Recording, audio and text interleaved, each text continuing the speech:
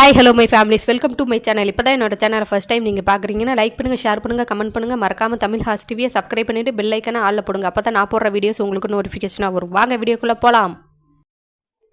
இன்றைக்கி எதை பற்றி பார்க்க போகிறோம்னா எஸ்பிஓ நோட்டீஸ் போர்டில் அனௌன்ஸ்மெண்ட் வந்திருக்கு. அதை பற்றி தான் பார்க்க போகிறோம். யாரெல்லாம் நோட்டீஸ் போர்டில் வந்திருக்கா அனௌன்ஸ்மெண்ட் இன்னும் கேட்கலையோ போயிட்டு அனௌன்ஸ்மெண்ட் கேட்டுக்குங்க. 2 days டைம் கொடுத்துருக்காங்க. ஃப்ரைடே நாளைக்கு நைட்டு வரைக்கும் தான் டைமு. யாரெல்லாம் ஆடியோ கேட்கலன்னா கேட்டுக்கோங்க, ஓகேங்களா? ஆன்சர் வந்திருக்கு, நீங்கள் போய் செக் பண்ணிக்கோங்க.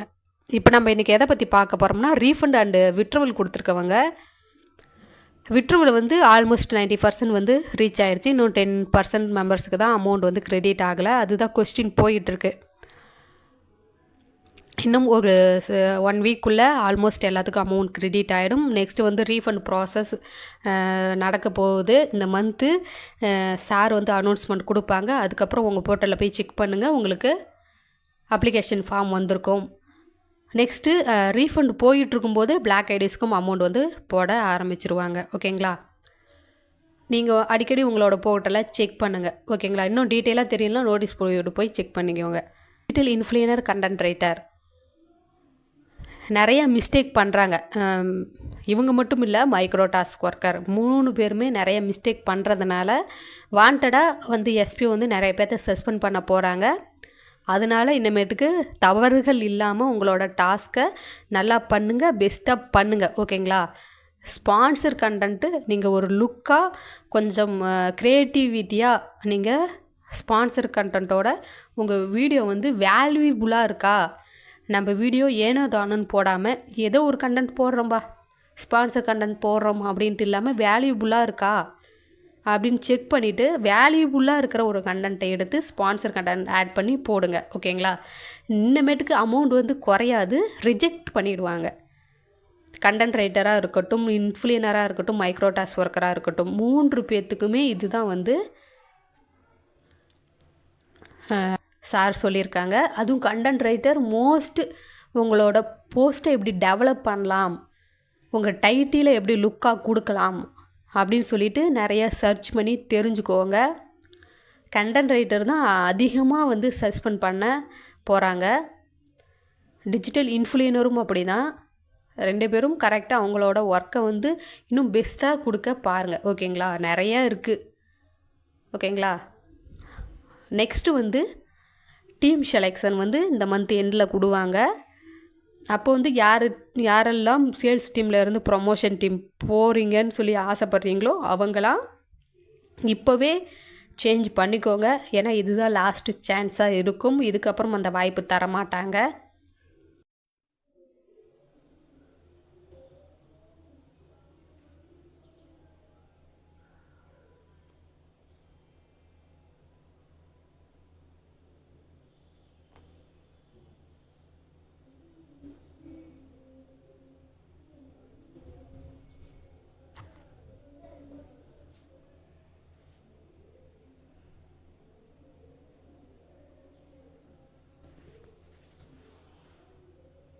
எஸ்பிஓ முடிவு பண்ணியிருக்கிற ஒரு இம்பார்ட்டண்டான முடிவு என்னென்னா 2 lakh மெம்பர்ஸ் மட்டும், அதாவது சேல்ஸ் டீமில் இருக்கிறவங்க மட்டும் ஒர்க் பண்ண போகிறாங்க.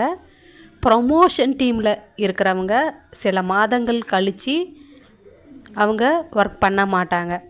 இங்கே முக்கியமாக இம்பார்ட்டன்ட் கொடுக்கறது சேல்ஸ் டீமுக்கு தான். ஏன்னா சேல்ஸ் டீமால் தான் இங்கே இன்னும் ஒர்க் நடக்க போகுது, சேல்ஸ் நடக்க போகுது, அவங்களால தான் பெனிஃபிட் வரப்போகுது. எஸ்பிஓவுக்கு சில கமிஷன்ஸ் வரும், ஓகேங்களா?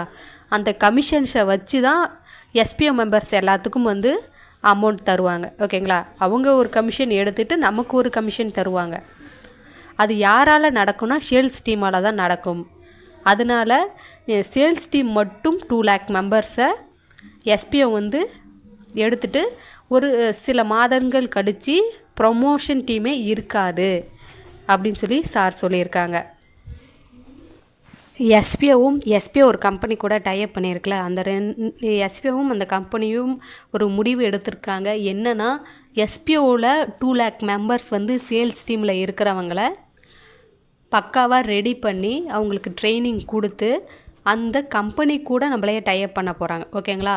நம்ம ஒரு மெம்பராக இல்லாமல் ஒரு பார்ட்னராக இருப்போம். இப்போ எப்படி எஸ்பிஓ இருக்கோ அந்த கம்பெனி கூட இப்போ டைப் பண்ணி பிஸ்னஸ் பண்ணுறாங்களோ, ஒரு ப்ராஜெக்ட் பண்ணுறாங்களோ, அதே மாதிரி இந்த 2 lakh மெம்பர்ஸும் அதில் பார்ட்னராக இருப்பாங்க.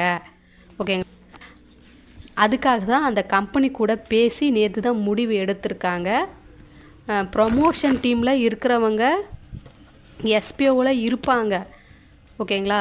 அதில் கொடுக்குற ஒர்க்ஸை செஞ்சுட்டு இருப்பாங்க. ஆனால் அவங்களுக்கெலாம் வந்து இந்த வாய்ப்பு கிடைக்காது. சேல்ஸ் டீமில் இருக்கிறவங்களுக்கு தான் இந்த வாய்ப்பு கிடைக்கும். அதுவும் இப்போ இருக்கிற ஓல்டு மெம்பர்ஸ் மட்டும்தான் ப்ரமோஷன் டீமில் எஸ்பிஓவில் ஒர்க் பண்ணுவாங்க. நியூ மெம்பர்ஸில் வந்து ப்ரமோஷன் டீமில் அலோடு இல்லை. அப்படி ஜாயின்டு வந்தாலும், நியூ ஜாயினிங் வந்தாலும் ஸ்ட்ரெயிட்டாக சேல்ஸ் டீமில் மட்டும்தான் ஜாயின் பண்ண முடியும்.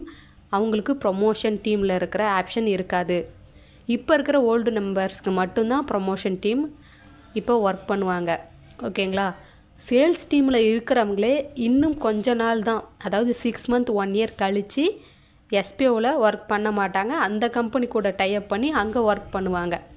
இப்போ எஸ்பிஓவில் நமக்கு வந்து இப்போ மைக்ரோ டாஸ்க் ஒர்க்கர்லாம் இருக்காங்கன்னு வச்சுக்கோங்களேன். சேல்ஸ் டீமில் இப்போ 10,000 தராங்கன்னா அந்த கம்பெனியில் நம்ம வந்து 20,000 22,000லேருந்து 30,000 வரைக்கும் நம்ம ஆவரேஜாக நம்ம வந்து அமௌண்ட்டு வாங்கலாம், சேலரி வாங்கலாம் அப்படின்னு சொல்லி சார் சொல்லியிருக்காங்க.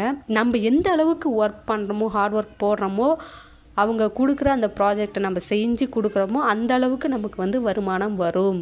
என்ன ரீசன்னால் நம்ம மற்ற கம்பெனி கூட டைப் பண்ணி இப்போ எஸ்பிஓவில் அதிகமாக டிரான்ஸ்லேஷன் நடக்கும்போது எஸ்பிஓவால் அதை வந்து மேனேஜ் பண்ண முடியாது. ஏன்னா மினிமம் ஒவ்வொரு மெம்பர்ஸ் வந்து 5,000க்கு மேலே அமௌண்ட் வந்து வாங்குவாங்க. ஓகேங்களா? அதனால் மேனேஜ் பண்ண முடியாத காரணத்தால் அந்த கம்பெனி கூட நம்மளே டைப் பண்ணிடுவாங்க.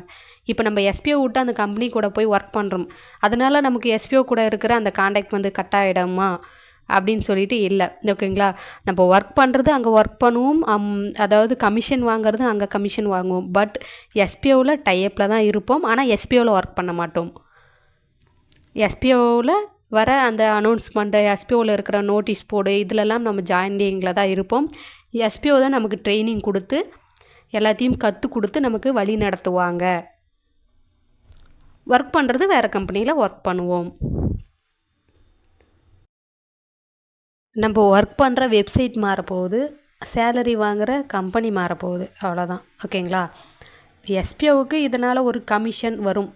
அட்மின் டீமுக்கும் எஸ்பிஓவுக்கும் நம்மளை ட்ரைனிங் பண்ணி க்ரோத் பண்ணி அந்த கம்பெனி கூட டைப் பண்ணுறதுனால அவங்களுக்கு ஒரு கமிஷன் வரும், அவ்வளோதான். 2 lakh மெம்பர்ஸுக்கும் வந்து ஜிஎஸ்டி வந்து ப்ரொவைட் பண்ணியிருப்பாங்க. நெக்ஸ்ட்டு வந்து லீகலாக ஒர்க் பண்ண போகிறாங்க, அக்ரிமெண்ட் சைன் பண்ணியிருப்பாங்க. நெக்ஸ்ட்டு வந்து பிஸ்னஸ், அதாவது 2 lakh மெம்பர்ஸ் வந்து பிஸ்னஸ் வந்து அதில் ப்ரொவைட் பண்ணுவாங்க.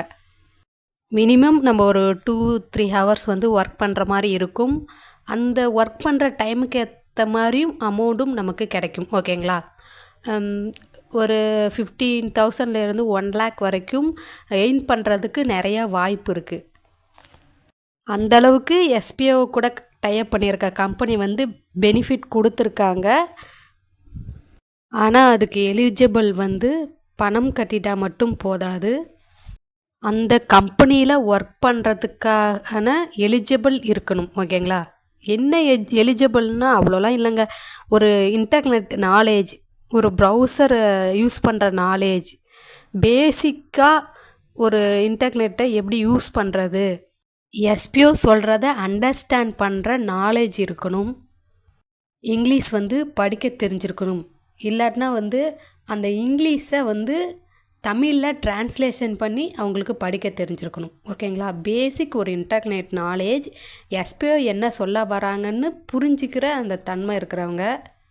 அப்படி நமக்கு இன்டர்நெட் நாலேஜ் இல்லைனாலும் எஸ்பிஓலேயே அதை வந்து கற்றுக் கொடுப்பாங்க. ஓகேங்களா? ஒரு 6 to 12 month வந்து நமக்கு ட்ரைனிங் கொடுத்து டிஜிட்டல் மார்க்கெட்டிங் ரிலேட்டடாக டிஜிட்டல் மார்க்கெட்டிங் பற்றி நமக்கு சொல்லித்தருவாங்க, கிளியராக எக்ஸ்பிளைன் பண்ணுவாங்க. அது மட்டும் இல்லாமல் எஸ்பிஓ வந்து புதுசாக 2 பிரான்ச் வந்து ஓப்பன் பண்ண போகிறாங்க. அது வந்து பார்ட் டைம் ஜாப் பற்றின அந்த டாப்பிக்கே இருக்காது. எஸ்பிஓ கூட டைப் பண்ணி பிஸ்னஸ் பண்ணுற ஒரு ஆப்பர்ச்சுனிட்டியாக தான் நமக்கு கிடைக்கும். ஓகேங்களா? அதை பற்றி சார் அனௌன்ஸ்மெண்ட் பண்ணுவாங்க, வெயிட் பண்ணுங்கள். நெக்ஸ்ட்டு வந்து refund announcement and team selection announcement வந்து நோட்டீஸ் போர்டில் வரும். நீங்கள் ஃபாலோ பண்ண வேண்டியது நோட்டீஸ் போர்டை மட்டும்தான். ஓகேங்களா? அதனால் ரெகுலராக வந்து நோட்டீஸ் போட ஃபாலோ பண்ணுங்கள். அதில் தான் எஸ்பிஓவோட அப்டேட் வந்து உடனுக்குடனே அங்கே சொல்லுவாங்க. ஓகேங்களா? எஸ்பிஓ அப்டேட் வந்து முடிஞ்ச அளவுக்கு நான் உங்களுக்கு ஷேர் பண்ணியிருக்கேன். நீங்கள் இன்னும் டீட்டெயிலாக தெரிஞ்சுக்கணும் அப்படின்னு நினச்சிங்களா, எஸ்பிஓ நோட்டீஸ் போட போய் செக் பண்ணுங்கள். அதில் இருக்கிற ஆடியோவை ஃபுல்லாக கேட்டு தெரிஞ்சுக்கோங்க. நான் பேசுகிறது உங்களுக்கு பிடிச்சிருந்துன்னா என்னோட சப்போர்ட் பண்ணுங்கள், லைக் பண்ணிவிட்டு சப்ஸ்கிரைப் பண்ணிவிட்டு பெல் ஐக்கானை ஆளில் போடுங்க. தேங்க்யூ வாட்சிங்.